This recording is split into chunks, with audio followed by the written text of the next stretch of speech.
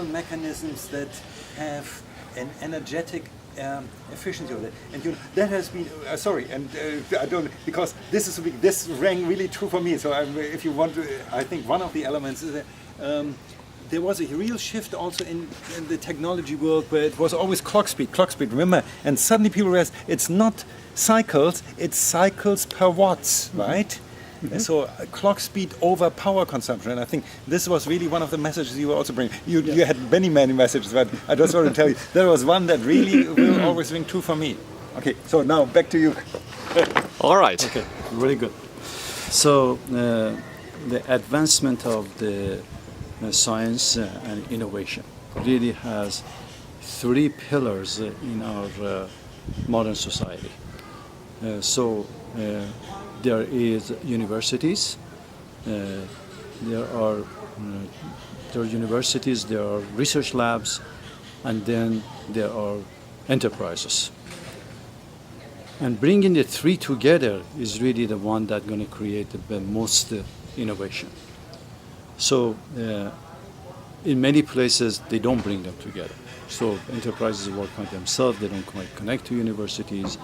But when they come together, big things happen. So universities are center of competence for two major things. So what they do is that, of course, they educate and create the next generation.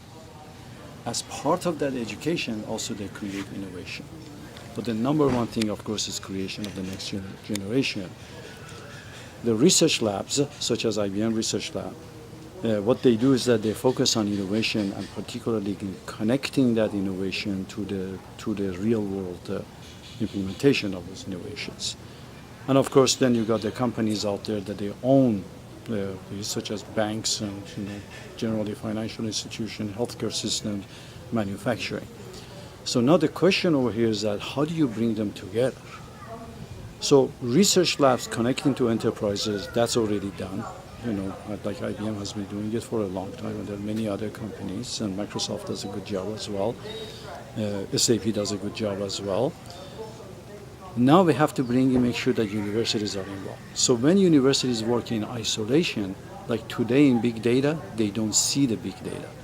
They only see the surface of the web, but they don't see the depths of the web. So when it comes to healthcare, the healthcare information is not put on the web for somebody to crawl and read and understand and analyze.